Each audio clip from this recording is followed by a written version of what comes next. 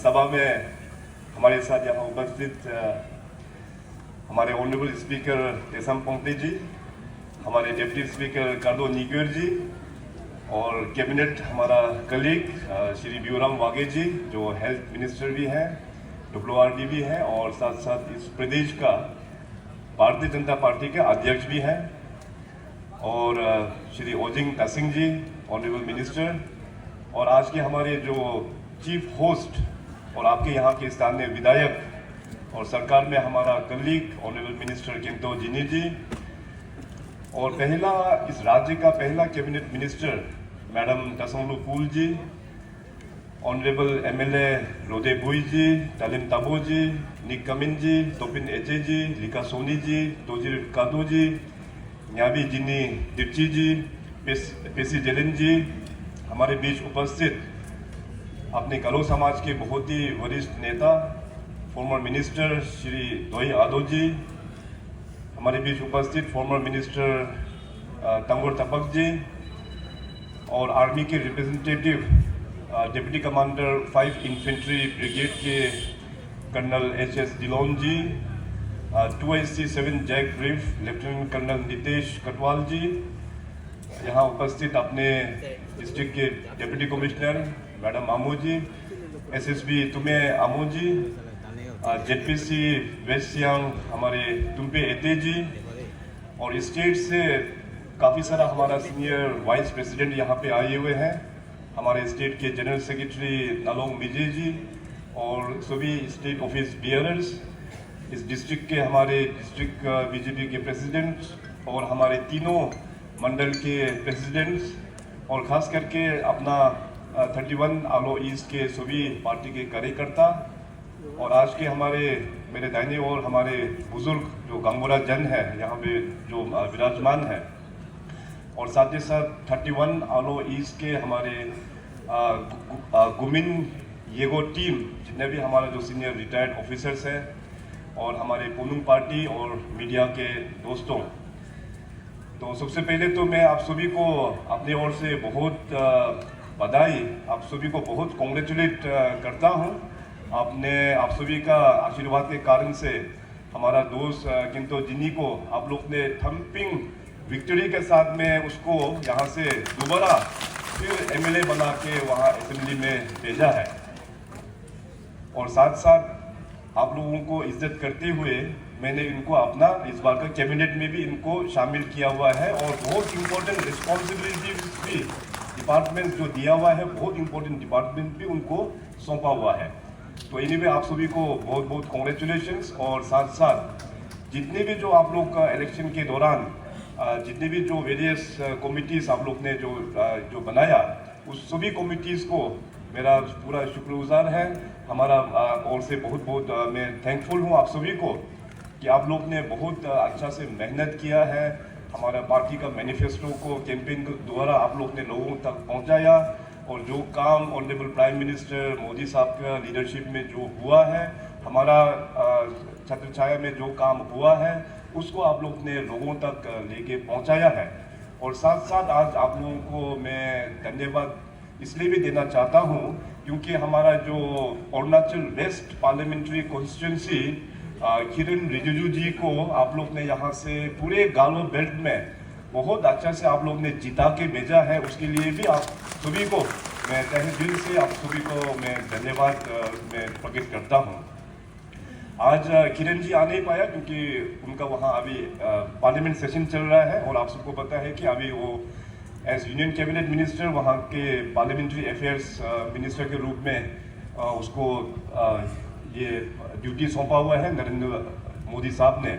और जो parliament session होता है तो पार्लियामेंट्री अफेयर्स मिनिस्टर को काफ़ी मैनेजमेंट करना होता है, इसलिए वो आ नहीं पाया, मगर उनका भी गुड विशेस और उनका भी थैंकफुल दैट मैसेज आप लोगों को हमारे थ्रू से उन्होंने कन्वे किया हुआ है दिल्ली से, और बहुत ही जल्दी वो भी यहाँ पे आएंगे आप लोगों को धन्यवाद प्रकट करने के लिए।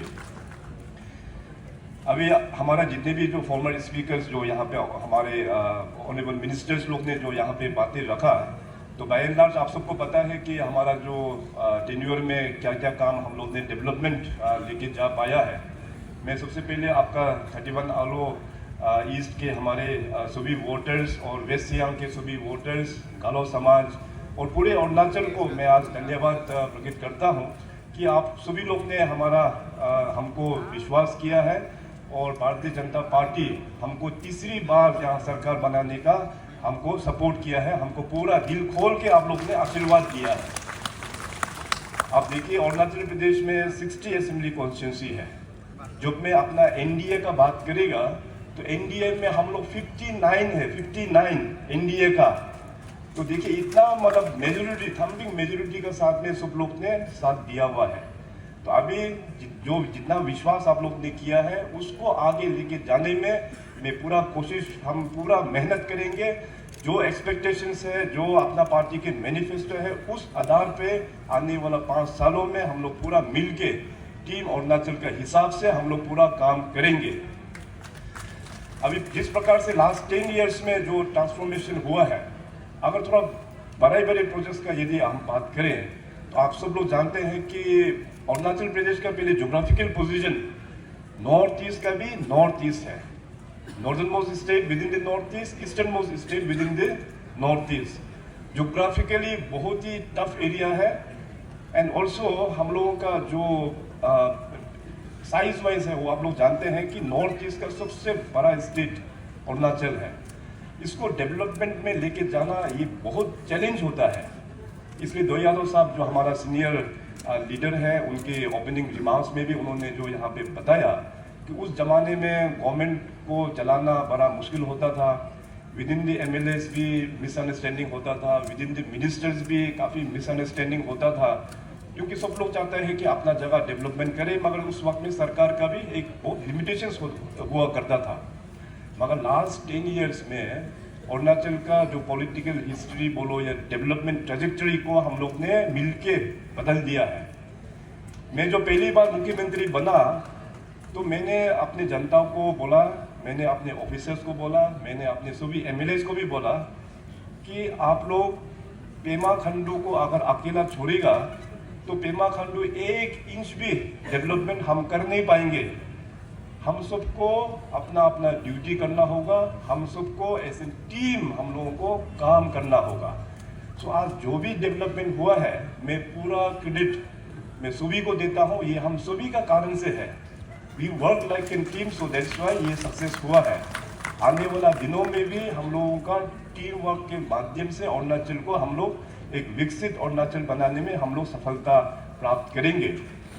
अभी लास्ट 10 इयर्स में देखिए ट्रांस अरुणाचल हाईवे जो पूरा तवांग से लेके हमारा लोंगडिंग डिस्ट्रिक्ट तक जो जाता है, करीबन 1800 किलोमीटर्स नेशनल हाईवे को हम लोग ने बना दिया है लास्ट 10 इयर्स में। अभी रोड का हालत आप लोगों को बार बार बताना जरूरत नहीं है। अपना आलो और जितने भी जो गालो एरिया में पहले रोड का क्या हालत था, अभी किस प्रकार से ट्रांसफॉर्मेशन हो गया है। स्टेट का हमारा जो पहला ग्रीनफील्ड एयरपोर्ट दोनी पोलो एयरपोर्ट हम लोग ने ऑपरेशनलाइज कर दिया है, उसको रिकॉर्ड टाइम में हम लोग ने कंप्लीट करके पब्लिक को डेडिकेट किया हुआ है। इसके अलावा बहुत सारा एडवांस लैंडिंग ग्राउंड, जैसे यहाँ आलो में भी एडवांस लैंडिंग ग्राउंड को हम लोग ने बना दिया। उस प्रकार से टूटिंग का हो गया, मेचुका हो गया, अंजो का वहाँ पे साइड में हो गया, और हमारे पास ईटानगर को मिला के 3 और एयरपोर्ट है। ईटानगर में एक, पासीघाट में एक एयरपोर्ट और तेजू में एक एयरपोर्ट। ये एयरपोर्ट पूरा अभी फ्लाइट से कनेक्शन भी हो गया है। अरुणाचल जैसे जगह में रेलवे को भी लेके आया। अभी रेलवे का काम तो पूरा चल ही रहा है, आप लोगों को पता है, टेंडर भी हो गया है, ईटानगर तक तो पहुंच गया। वहां से आगे अभी पूरा पासीघाट होके पूरा परशुराम कुंड तक का भी काम चल रहा है। इसके बाद देखिए अरुणाचल प्रदेश में एक ऐसा एक स्टेट था जिसमें अपना मेडिकल कॉलेज नहीं था। तो मेडिकल कॉलेज को भी हम लोग ने 2018 से हमने बना के क्लासेस शुरू किया। फर्स्ट बैच ऑफ डॉक्टर्स अभी लास्ट ईयर पास होके उनका इंटर्नशिप भी हो गया है। इस बार मेडिकल कॉलेज में स्टार्टिंग हम लोग ने जो 50 सीट से जो शुरुआत किया, उसको मैंने इलेक्शन में वादा किया था अपने जनताओं को कि उसको हम डबल करेंगे। और इस साल फर्स्ट बैच ऑफ 100 स्टूडेंट्स का एडमिशन भी मैं करा के आया रिसेंटली, हमारा हेल्थ मिनिस्टर बियूराम वाघेला जी के साथ में। तो पहला मेडिकल कॉलेज वो भी अपना फॉर्मर चीफ मिनिस्टर अपना तोमो रिबा साहब के नाम में हम लोग ने डेडिकेट किया हुआ है। तो उस प्रकार से आप देखिए कि हमारा सेक्रेटरीट देखिए, one of the best secretariat in entire country. इसके बाद असेंबली का अपना स्पीकर साहब ने मेंशन किया, असेंबली को फॉर्मर प्रेसिडेंट रामनाथ कोविंद साहब को मैंने इनवाइट करके फॉर्मर प्रेसिडेंट का हाथों से उद्घाटन कराया। इसके बाद अभी प्रेजेंट जो अपना प्रेसिडेंट मैडम है उनको भी इनवाइट किया, असेंबली में एड्रेस करने दिया। अभी रिसेंटली जस्ट कल परसों ही अपना honourable vice president of India उनको भी इनवाइट किया, असेंबली में एड्रेस करके किए।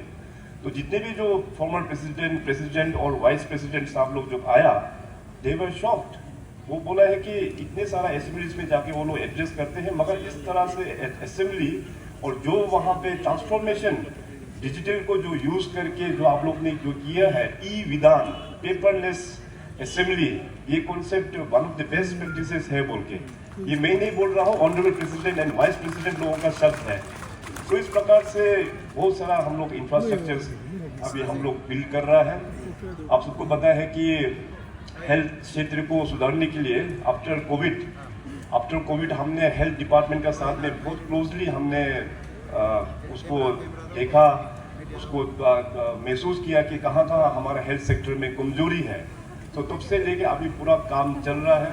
जितने भी जो डिस्ट्रिक्ट हॉस्पिटल्स है उसको इंफ्रास्ट्रक्चर हम लोग नया दे रहा है, PSC CSS लेवल तक में भी अभी इंफ्रास्ट्रक्चर हम लोग अपग्रेड करके दे रहा है। जितने भी जो स्पेशलिस्ट डॉक्टर्स, GDMOs डॉक्टर्स जहाँ जहाँ शॉर्टेज है, इतना हम लोग ने पोस्ट क्रिएट करके रिक्रूटमेंट चल रहा है। नर्सिंग के लिए ऑलरेडी हम लोग ने बहुत पोस्ट क्रिएट करके दिया हुआ है। जितने भी जो एग्जिस्टिंग जो नर्स लोग हैं उनका भी हमने रिसेंट कैबिनेट में more than 600 post I think उसको भी हम लोग ने अप्रूव करके 70-30 रेशियो में उसका भी रेगुलराइजेशन चल रहा है। और यही नहीं बल्कि मॉडर्न इक्विपमेंट्स, हेल्थ को डॉक्टर्स स्पेशलिस्ट लोगों को इक्विपमेंट भी चाहिए होता है, तो मॉडर्न इक्विपमेंट्स भी हम लोग प्रोवाइड करके दिया हुआ है। आप लोग देखिए अभी हेल्थ सेक्टर में बड़ा रिफॉर्म हम लोग ने कर पाया है। ट्रिम्स देखो आज one of the best hospitals के रूप में उभर के आ रहा है नॉर्थ ईस्ट में। हमारे वहाँ के जो अपना अरुणाचली जो डॉक्टर्स हैं, वेरी एफिशिएंट डॉक्टर है वहाँ पे, बहुत अच्छा वहाँ पे अभी इंस्टीट्यूशन जो है वो ग्रोथ मिल रहा है। आने वाला दिनों में जहाँ में वो पुराना असेंबली का लोकेशन था उसमें हम लोग अभी मल्टी स्पेशलिटी का कॉम्प्लेक्स वहाँ पे बना रहा है। इस साल से काम भी शुरुआत हो जाएगा, तो बाद में अपना मल्टी स्पेशलिटी का हॉस्पिटल भी वहाँ ट्रिम्स में हो जाएगा आने वाला दिनों में। अभी इस बार हमने कहा कि इलेक्शन में भी मैंने कहा एजुकेशन सेक्टर में द बिगेस्ट रिफॉर्म हम लेके आएंगे। और जैसे इलेक्शन खत्म होने का बाद तुरंत जैसे सरकार बनने के बाद में मैंने एजुकेशन डिपार्टमेंट को कहा कि उसको आप लोग अभी रिफॉर्मेशंस के लिए सब स्टेक होल्डर को बुला के ब्रेन स्टॉर्मिंग करना चाहिए। तो इसलिए हमारा एजुकेशन मिनिस्टर अपना GOMI डिस्ट्रिक्ट का फॉर्मर स्पीकर रह चुके हैं पासांग दोरजी सोना, और अपना मुचू मिथी उनका एडवाइजर, तो सब स्टेक होल्डर्स को ईटानगर में बुलाया। एजुकेशन में जो एक्सपर्ट्स हैं उन लोगों को भी बुलाया, जो स्टूडेंट्स यूनियन है उनको भी बुलाया। तो वहाँ में 3 शिविर वहाँ पे ऑर्गेनाइज किया। तो मैंने एक टारगेट दिया कि डिपार्टमेंट को हर एक डिपार्टमेंट डिस्ट्रिक्ट्स में जाके मिनिस्टर और एजुकेशन डिपार्टमेंट सभी स्टेक होल्डर से फिर दोबारा डिस्ट्रिक्ट में भी मीटिंग होल्ड करना है। तो शायद आपके यहाँ वेस्ट सियांग का भी मीटिंग हो गया होगा, तो लगभग अभी वो रिपोर्ट जो तैयार है। और मैंने कहा कि बाई दिसंबर किस प्रकार से रिफॉर्म करेंगे एजुकेशन को गवर्नमेंट लेवल में लेके आने के लिए। सो इस महीना अभी दिसंबर शुरू हो गया है, इस महीना एंड तक डिपार्टमेंट जो है गवर्नमेंट लेवल में लेके दिखाएंगे कि किस प्रकार से अभी रिफॉर्मेशन करेंगे। हमारा हमेशा ये मानना है कि हमारा एजुकेशन सिस्टम जो पुराना ज़माने में स्कूल जब कम था उसमें अच्छा एजुकेशन सिस्टम था अपना। बाद में क्या हुआ कि भारत सरकार की ओर से स्कीम्स बहुत आ गया, तो स्कीम्स का चक्कर में इतना सारा स्कूल खोल दिया और बच्चे लोग पूरा डिवाइड हो गया, स्कूल में बहुत कम बच्चा हो गया, टीचर्स भी डिवाइड हो गया, टीचर्स भी फुल स्ट्रेंथ में नहीं है, तो स्कूल्स बहुत ज़्यादा हो गया। अभी मैंने लास्ट 9 इयर्स में, आप लोग आंकड़ा सुन के शॉक हो जाएगा, पिछले 9 साल में मैंने 600 स्कूल को बंद कराया, 600 स्कूल्स को ऑलरेडी हमने शट डाउन कराया। अभी ये जो रिफॉर्मेशन जो लेके आ रहा है उसमें भी आई थिंक मतलब हंड्रेड्स में फिर और भी स्कूल हमको शट डाउन करना पड़ेगा। तो मैंने कहा कि पुराना जो मॉडल है inter village school, IV school, हम लोग अच्छा फैसिलिटी देंगे, हॉस्टल बना के देंगे, क्लासरूम्स हम लोग मॉडर्न क्लासरूम्स देंगे, टीचर्स का भी स्ट्रेंथ पूरा फुल स्ट्रेंथ हम लोग देंगे, तब जाके एम्बियंस पढ़ाई लिखाई का एम्बियंस बहुत अच्छा होगा। अभी का टाइम में हम लोगों का एजुकेशन में भले ही हम लोग का लिटरेसी रेट जो है वो बढ़ गया है, मगर quality of education has gone down. ये हम लोगों के लिए बहुत चिंता वाला विषय है, क्योंकि आज जो बच्चे हमारा यंगस्टर्स जो स्कूल्स में है, वही हमारा समाज का भी फ्यूचर है, वही हमारा जो लीडरशिप रोल वही लोग करेंगे, देश का फ्यूचर वही लोग है। तो इसलिए उनका एजुकेशन सिस्टम भी अच्छा होना ये बहुत ही इम्पोर्टेंट है। तो आज मैं यहाँ पे जितने भी जो सीनियर अपना गारो समाज का है और यहाँ पे अपना GWS के प्रेसिडेंट साहब भी है और ऑफिस बेयरर्स लोग भी है, तो मैं निवेदन करेंगे कि गवर्नमेंट अभी एक तगड़ा डिसीजन लेंगे और भी हम लोग बहुत सारा स्कूल्स को शट डाउन करेंगे। आप लोगों के एरिया में भी काफ़ी सारा स्कूल्स को शट डाउन करना पड़ सकता है, तो जो भी गवर्नमेंट लिस्ट निकालेंगे उसको आप लोग पूरा फुल कोऑपरेशन आप लोग दीजिएगा। और मैं आपको वादा करता हूँ 3 फाइनेंशियल ईयर्स में मैं पूरा का पूरा ट्रांसफॉर्मेशन करके दिखाऊंगा। 3 फाइनेंशियल ईयर्स में on ground total 100% 3 financial years में मैं इम्प्लीमेंट करके दिखाऊंगा। And I think this will be the greatest gift to the people of Arunachal Pradesh for our future. ये सबसे बड़ा गिफ्ट होगा, उसमें हम सबको योगदान, हम लोगों को विल पावर हम लोगों को दिखाना होगा। तो आज मैं सोचा ये एक बहुत अच्छा प्लेटफॉर्म है आप लोगों को ये बताने के लिए। और जिस प्रकार से ऑनरेबल प्राइम मिनिस्टर साहब इस देश को आगे लेके बढ़ रहा है, आप सबको पता है आज इंटरनेशनल पूरा ग्लोबली आप देखिए कि अपना जो भारत देश का किस ऊंचाई में हम लोग पहुंच चुका है। भारत का economy, we are the 5th largest economy in the world, और बहुत ही जल्दी हम लोग 3rd नंबर 3 रैंकिंग में पहुंचने वाला है इकोनॉमी वाइज। जब इकोनॉमी बढ़ता है तो देश का रेवेन्यू आगे बढ़ता है। अरुणाचल प्रदेश में भी मैं जब चीफ मिनिस्टर टेक ओवर किया तो उस वक्त में अरुणाचल का बजट हुआ करता था 12,500 crore, 12,500 crore at that point of time. अभी हम लोगों का बजट डबल से भी ज्यादा हमने पार करा दिया। It has already cross 30,000 crore now. 30,000 crore को भी हम लोग ने पार कर दिया है। तो इसका मतलब हम लोगों का कैपेसिटी बढ़ रहा है, हम लोगों का इनकम वो बढ़ रहा है। मैं हमेशा बोलता हूँ अरुणाचल प्रदेश में जितने भी जो हम लोग ट्राइब्स जो बसे हुए हैं, वी आर वेरी फॉर्चुनेट। मैं एक बुद्धिस्ट हूँ, तो मैं डेथ आफ्टर लाइफ को मैं बिलीव करता हूँ कि हम लोगों का रीबर्थ को मैं मानता हूँ। तो हमारा हिसाब से तो हमको ये लगता है कि अरुणाचल प्रदेश के जितने भी हम जो वासी लोग हैं अपने पिछले जन्म में बहुत अच्छा काम किया होगा, इसलिए हम लोगों को इंसान के रूप में और वो भी अरुणाचल प्रदेश के इस सुंदर प्रदेश में हम लोगों को जन्म मिला है। तो इस प्रदेश को हम लोगों को और भी आगे लेके जाना है, ये हम सबका रिस्पॉन्सिबिलिटी है। और अरुणाचल प्रदेश भगवान ने बहुत प्यार से बनाया है, हम लोगों के पास इतना अच्छा रिसोर्सेस है। आज देखिए अभी टूरिज्म के क्षेत्र में we are doing wonders. Tourism आज अरुणाचल प्रदेश का हर एक जगह चर्चा हो रहा है। आप देखिए आप लोगों का पड़ोसी यहाँ मेचुका इतना सुंदर है, और दिबांग वैली साइड जहाँ से मैडम दसंगलू पुल बिलोंग करते हैं, चाहे अंजो हो या चाहे अनिनी, बहुत ही बढ़िया है। अभी कल परसों ही the best offbeat mountain destination में अनिनी को आउटलुक का अवार्ड भी मिला है। तो हर एक रीजन का आप देखिए, हमारा जो तवांग है, आप लोग बहुत सारा लोग तवांग ये होंगे, तवांग को देखिए, अपना जीरो वैली जहाँ से अपना डीसी मैडम जो बिलोंग करते हैं, इसके बाद अपना सियांग बेल्ट, ये एंटायर सियांग बेल्ट पासीघाट से लेके आप लोगों का पूरा सियांग अर्सवाइल जो सियांग हमारा जो नेफा के अंदर में जो था, तो देखिए इतना खूबी है। हमारा तिराप चांगलांग लोंगडिंग तरफ देखिए, इतना चांगलांग बहुत ही सुंदर है वहाँ पे, तिराप बहुत ही वहाँ पे रिच कल्चर है वहाँ पे। विजयनगर जहाँ पे पहले रोड नहीं था, वहाँ में भी हमने रोड पहुँचा दिया है। तो इस प्रकार से अपना निशी एरिया में देखिए, कुरुंगपुर में करा दादी बहुत ही सुंदर है।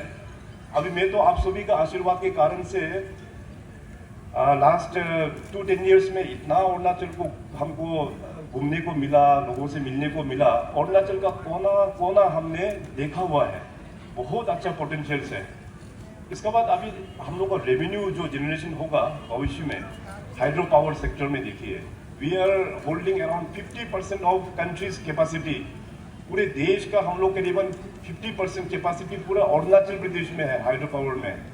तो अभी मैंने पिछले इलेक्शन से पहले भारत सरकार जो central PSUs NHPC, NEEPCO, SJVN और NTPC 4 जो PSUs है उनके साथ में MOU करके करीबन 13,500 मेगावाट 13,500 मेगावाट का MOU किया हुआ है।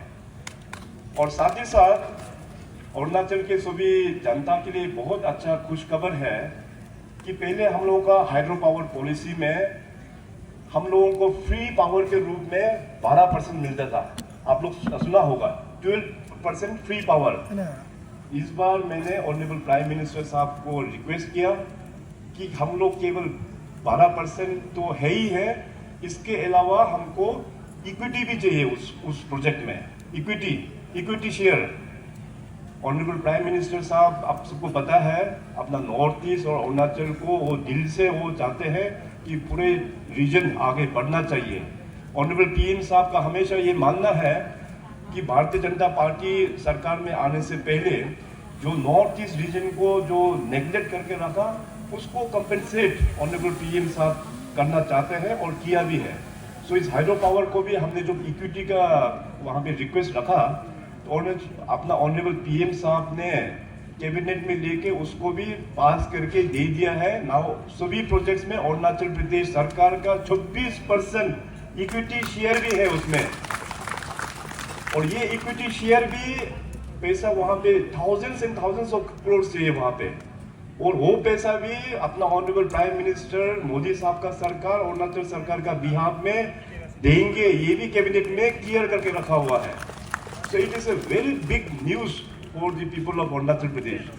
12% फ्री पावर तो है ही है, इसके अलावा 26% इक्विटी शेयर वो भी भारत सरकार आपका बिहाफ में इन्वेस्ट करके देंगे। तो ये इकोनॉमी देखिए, अभी रेवेन्यू हम लोगों का बहुत आने वाला है। नेक्स्ट 10 इयर्स में केवल ये 13,500 मेगावाट को अगर हम मोनिटाइज करके देखिएगा, अरुणाचल गवर्नमेंट का इनकम एक साल में मिनिमम 10,000 करोड़ 10,000 करोड़ होगा एक साल में। और मैं केवल सिर्फ 13,500 मेगावाट का ही बात कर रहा हूँ। अभी हाइड्रो पावर का डिमांड अरुणाचल प्रदेश के खास करके अपना सुबनसिरी बेल्ट में, अपने वहाँ तगिन जो जनजाति है और अपना निशी बेल्ट में बहुत डिमांड है। वो लोग बोलते हैं कि प्रेशर करते हैं हमको कि हमारा एरिया को और भी एक्सप्लोर कीजिए, और भी प्रोजेक्ट्स यहाँ पे लेके आओ, क्योंकि प्रोजेक्ट आने से लैंड कंपनसेशन मिलता है, अच्छा कंपनसेशन मिलता है, वहाँ में इतना सारा काम वहाँ पे निकालता है। सब लोग वहाँ पे कॉन्ट्रैक्टर का काम वहाँ पे करके इनकम जनरेशन हो जाता है। हमारा एग्रीकल्चर सेक्टर को वहाँ पे मार्केट मिल जाता है। सो हर एक एंगल से उसको बेनिफिट मिलता है, इसलिए काफ़ी सारा डिमांड है खास करके अपना सुबनसिरी बेल्ट में। तो आने वाला दिनों में अरुणाचल का जो रेवेन्यू मॉडल होगा वो एकदम अपना, जैसे ऑनरेबल PM साहब ने जो बोला, वी शुड बी आत्मनिर्भर, सेल्फ हम लोगों को वो अब सस्टेन करना है हम लोगों को। उसी प्रकार से हम लोगों को अरुणाचल प्रदेश भी हम लोग को अपने पाँव में हम लोग खड़ा हो पाएगा। अभी दूसरा एक नया इनिशिएटिव हमने लिया, जैसे मैंने कहा कि Arunachal is very rich in resources में जो बोलता हूँ, I am talking about oil हमारे पास है। हमारे पास मतलब जो रेयर अर्थ मटेरियल्स वगैरह काफ़ी डिपॉजिट है। अभी रिसेंटली मैंने भारत सरकार के साथ में मिनिस्ट्री ऑफ माइनिंग के साथ में बातचीत करके अरुणाचल में 5 जगह ग्रेफाइट का है डिपॉजिट, और वेनेडियम, बहुत रिच मिनरल्स है ये लोग। तो इसका भी अभी टेंडरिंग ग्लोबल टेंडर हो चुका है, 5 जगह में एलोकेशन हो चुका है।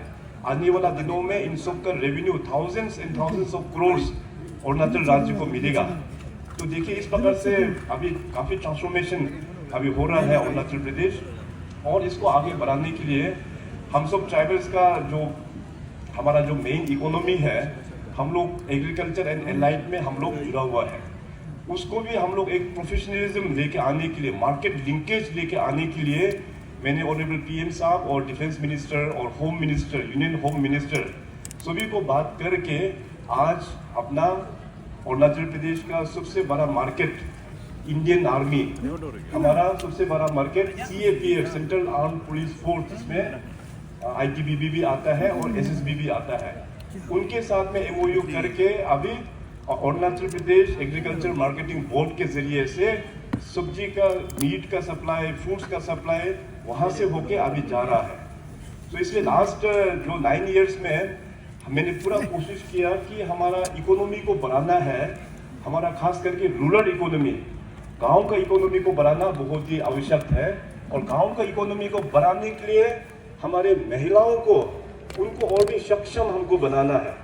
इसलिए मैंने 2016 में एक सेल्फ हेल्प ग्रुप का एक मिशन मोड में हमने पूरे अरुणाचल प्रदेश में हमने शुरुआत किया।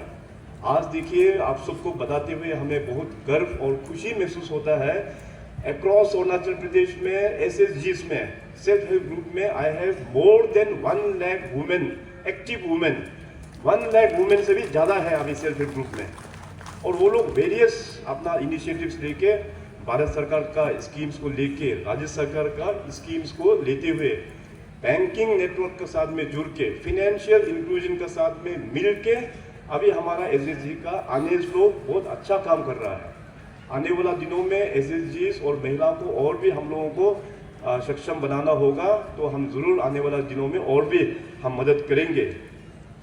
आप सबको पता है, अभी थोड़ा देर पहले मैडम दासंगलुपुर, जो राज्य का हमारा पहला कैबिनेट महिला मंत्री का रूप में उनको मैंने इंडक्ट किया हुआ है। We always talk about women empowerment, मगर ग्राउंड में उसको रेप्लिकेट हम लोगों को बहुत कम दिखता है। खास करके इस देश में देखिए, आप लोग सब, खास करके सीनियर्स जो लोग बैठे हुए हैं, आप सब लोग जानते हैं, वुमेन्स रिजर्वेशन का ऊपर में पार्लियामेंट में हमेशा चर्चा होता था। लास्ट 50 ईयर्स से, लास्ट 50 सालों से सुनते आया वुमेन्स रिजर्वेशन होगा होगा होगा, कोई भी कर नहीं पाया। किया है तो किसने किया? नरेंद्र मोदी साहब ने उसको पास किया हुआ है। नारी शक्ति वंदन अधिनियम, वुमेन्स रिजर्वेशन, आने वाला 2029 इलेक्शंस में लोकसभा में 33% वुमेन रिजर्वेशन और असेंबली में भी 33% वुमेन रिजर्वेशन। अरुणाचल प्रदेश में 60 असेंबली सीट है, 2029 में 33%, दैट मीन्स 20 सीट्स, 20 सीट में पूरा महिलाओं लोग रिप्रेजेंट करेंगे, कम से कम 20 सीट में। मैं तो अपना पार्टी को हमेशा बोल के आया हूँ कि BJP should go 1 step forward, 20 से भी ज़्यादा सीट्स वुमेन्स के लिए हम लोगों को देना चाहिए आने वाला 2029 में। और मैं तो हमेशा बोलता हूँ, क्योंकि हमारा जो ट्राइबल वुमेन है वो घर को संभालते हैं, वो घर को चलाते हैं, उन लोगों के पास कैपेसिटी है। आने वाला दिनों में भी राज्य का मुख्यमंत्री भी एक वुमेन होना चाहिए। तो इस प्रकार से हम लोगों को सोसाइटी, वुमेन्स लोग आगे लेके जाएंगे, and we should support this kind of mission. So Galo समाज बहुत ही इंटेलेक्चुअल समाज है, तो आप लोगों का पार्टिसिपेशन और वुमेन एम्पावरमेंट का जो जर्नी में आप सभी का योगदान हम लोगों को चाहिए होगा। कल मैं यहाँ आने से पहले हमारा जितने भी जो डिग्निटरीज है, अपना स्पीकर साहब और मंत्री और MLA साहब लोगों को मैंने पासीघाट में कुछ प्रोजेक्ट्स मैंने इंस्पेक्शन कराया। वहाँ स्मार्ट सिटी का बहुत अच्छा प्रोजेक्ट्स वहाँ पे चल रहा है, 2-3 महीना में उसका उद्घाटन भी हो जाएगा। और खास करके वहाँ मेगो एरिया में एक सिलुक एक गांव है, वो गांव जो है देखने लायक है। 3 बार लगातार क्लीनेस्ट विलेज का अवार्ड मिला हुआ है। तो वहाँ में गया, गाँव वालों के साथ इंटरेक्शन हुआ, बहुत अच्छा इनिशिएटिव वहाँ पे लिया हुआ है। आई थिंक इस मॉडल को अपना इस गालो एरिया में भी हम लोगों को रेप्लिकेट करना चाहिए, not only in Galo area but in across Arunachal Pradesh. खास करके रूरल टूरिज्म को बढ़ाने के लिए हर एक गांव को एक एक थीम दे के रखा हुआ है, एक एक टारगेट दे के रखा हुआ है। क्लीनेस्ट विलेज जैसे सिलुक हो गया, दूसरा एक विलेज अपना बायोडाइवर्सिटी का प्रिजर्वेशन, दूसरा भी एक विलेज अपना बर्ड्स को लेके प्रिजर्वेशन। इस तरह से करके 10 गाँव को इस प्रकार से, और अपना जो प्लान, जैसे अपना गालों में भी बहुत सारा प्लान है, उस प्रकार से एक एक प्रोजेक्ट मिशन को वो प्लान जो है पार्टनरशिप में दिया हुआ है। It's a very interesting thing to be studied. मैं रिक्वेस्ट करेंगे आप लोगों को भी किसी दिन सिलुक में जाके जो वहाँ के सीनियर्स के साथ में थोड़ा इंटरेक्शन करके हम लोग को इस चीज़ को रेप्लिकेट करना चाहिए। और मैं साथ साथ ये भी अपील करेंगे कि देखो अभी डेवलपमेंट मॉडर्निटी का ज़माना है और हम सब लोग अभी आरसीसी बिल्डिंग्स वगैरह अपना प्राइवेट घर में भी वो आरसीसी बिल्डिंग्स वगैरह बनाते हैं, अच्छी बात है। मगर अपना जो ट्रेडिशनल जैसे अपना जो चांगर है और गालो का चांगर तो one of the best in the entire state, उस चांगर को भी हम लोगों को प्रिजर्व करके रखना है। अभी ईटानगर में जैसे मैंने वहाँ पे अभी एमएलए का पूरा अपार्टमेंट बना दिया, एमएलए लोग सब वहाँ पे शिफ्टिंग हो गया। अभी मिनिस्टर बंगला जो है काफ़ी पुराना हो गया, तो मैं पूरा इस बार मिनिस्टर बंगलास को भी पूरा तोड़ रहा हूँ। अभी मैंने डिज़ाइन अभी ऑलमोस्ट फाइनल स्टेज में है। मैंने डिपार्टमेंट को कहा कि हर एक मिनिस्टर बंगला में एक चांगर भी बनाना है और वो भी गालो डिज़ाइन वाला चांगर बनाना है। ये भी मैं इंस्ट्रक्शन लेकर आया हूँ। This is part of our tradition, उसको रखना चाहिए हम लोग। तो अपना अरुणाचली लोग हम लोग अपना ट्रेडिशन को नहीं संभालेगा तो आसाम वाला तो संभालेगा नहीं, दिल्ली वाला तो संभालेगा नहीं। यही अपना कल्चर है, अपना आइडेंटिटी है। गालो समाज का जो अपना मोबिन होता है, अपना जो इंडिजिनियस जो फेथ है, जो भी अपना कल्चर से रिलेटेड है, उसको हम ही लोग तो आके संभालना पड़ेगा। मैं मनपा हूँ मगर मैं आपका गालो कल्चर हम संभाल नहीं पाएगा, क्योंकि मेरा कल्चर अलग है और हम लोग का जमीन आसमान का फर्क है। और मोनपा कल्चर को आप लोग प्रिजर्व कर नहीं पाएगा। मोनपा कल्चर को being in Monpa I have to preserve. Galo culture आप लोगों का कल्चर है, यू हैव टू प्रिजर्व। अपना इसमें भाषा भी बहुत इंपॉर्टेंट है। जो अपना गालो भाषा मैं हमेशा बोलते आया हूँ, हिंदी, इंग्लिश, फ्रेंच, स्पेन हम लोगों का आना है, सीखना है, लेकिन अपना जो ट्रेडिशनल लैंग्वेज गालो भाषा जो बच्चे लोग घर पे आते हैं तो हमेशा उसको अपना ट्रेडिशनल लैंग्वेज जो मदर टंग है गालो, उससे आप लोग ज़रूर बात कीजिएगा। मैं ज़्यादातर देख रहा हूँ कि आजकल घर में भी पूरा मम्मी, डैडी, पापा हिंदी में ही सब आपस में ही बात करता है। हिंदी तो जानना ही जानना है, मगर आपस में जो बात करते हैं कम से कम अपना ट्रेडिशनल भाषा में ज़रूर इसको आप लोग बात करना चाहिए।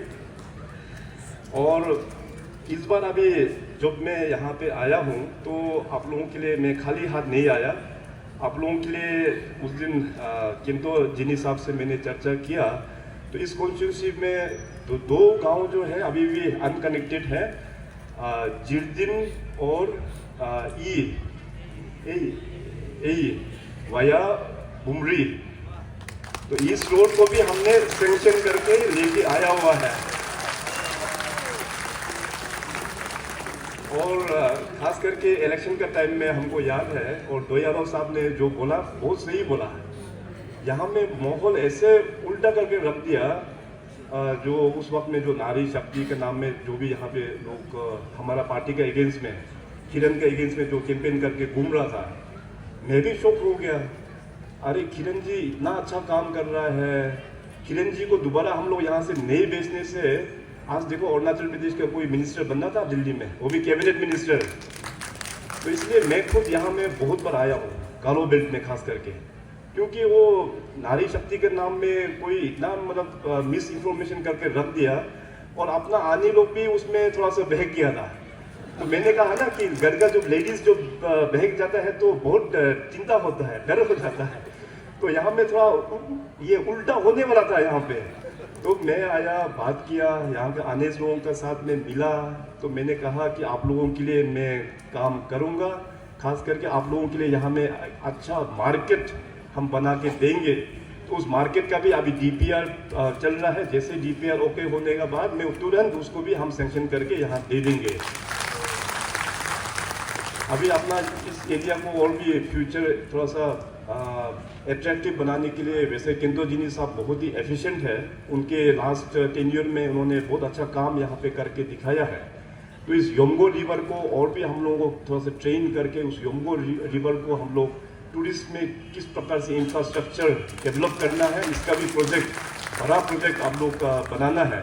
उसको मैं कहीं ना कहीं से फंडिंग करके उसको भी हम लोग काम करेंगे, तो जाके एक विजिबिलिटी, एक इंफ्रास्ट्रक्चर होगा, टूरिस्ट लोग उसको अट्रैक्शन होगा। अच्छा आर्किटेक्ट जो एक्सपर्ट है पहाड़ से, अच्छा आर्किटेक्ट को इनवाइट कीजिए, उनको डिज़ाइन बनाने दीजिए, तो जाके अपना योमगो रिवर और अपना आलो का दैट दैट ग्लोरी जो है वो रिफ्लेक्ट होगा, और इसके लिए भी हम लोग पूरा हम सहयोग करेंगे।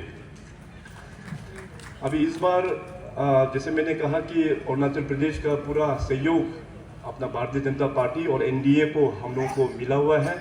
इस बार तो इलेक्शन में हम लोग ने रिकॉर्ड बनाया। इस बार इलेक्शन से पहले ही 10 जगह अनकॉन्टेस्ट लोगों ने बीजेपी को दिया हुआ है।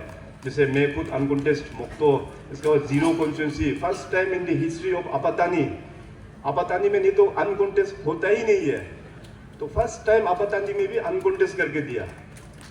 इसके बाद कोलोरियांग अनकॉन्टेस्ट हुआ, रोइंग कॉन्स्टिट्यूंसी अनकॉन्टेस्ट हुआ। डीसीएम साहब फर्स्ट टाइम, बहुत सीनियर लीडर है, फर्स्ट टाइम डीसीएम साहब भी इस बार अनकॉन्टेस्ट हुआ वहाँ चौखम से।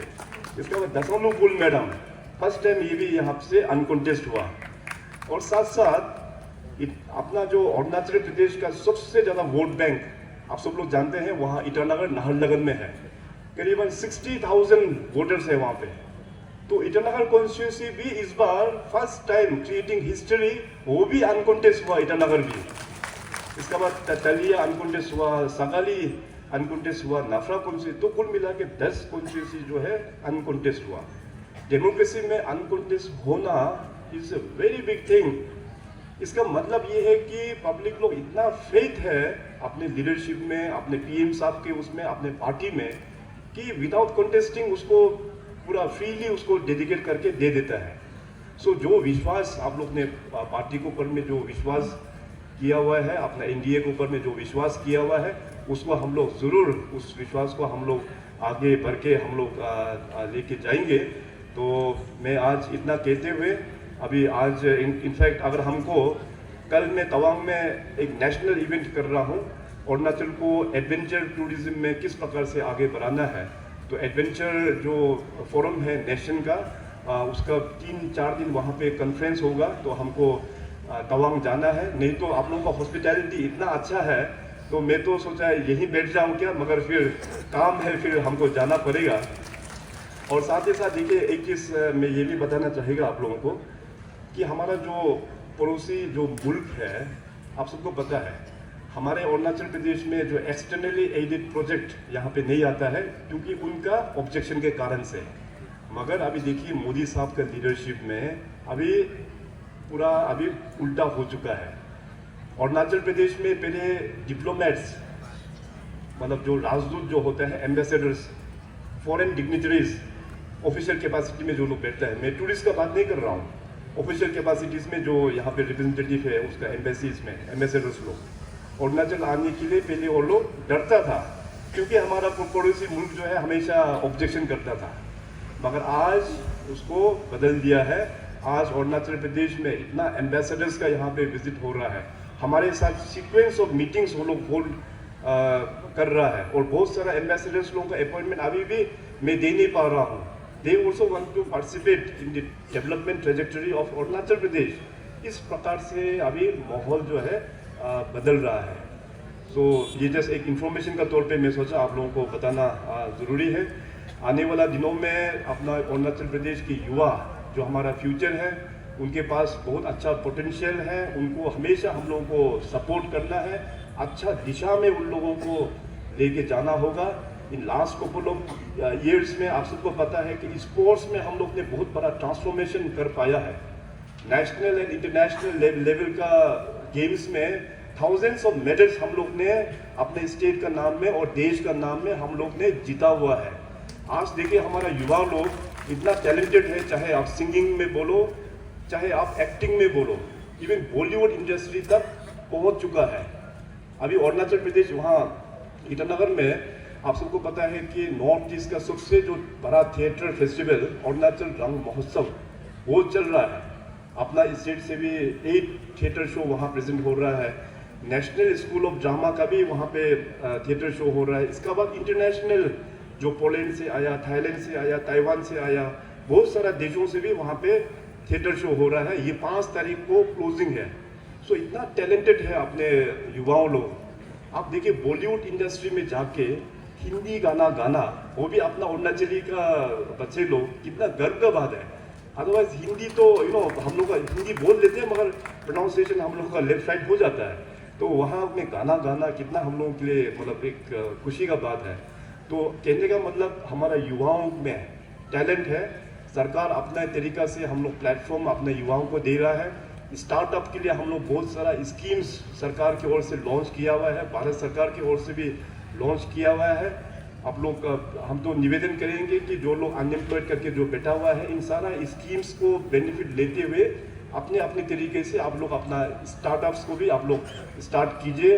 वेंचर कैपिटलिस्ट को मैं लेके आऊँगा, आपका प्रोजेक्ट अच्छा होगा तो बाहर से भी इन्वेस्टर्स जो वेंचर कैपिटलिस्ट होता है उनके साथ भी मैं आने वाला दिनों में अपना स्टार्टअप्स के साथ में मीटिंग बैठाने वाला हूँ।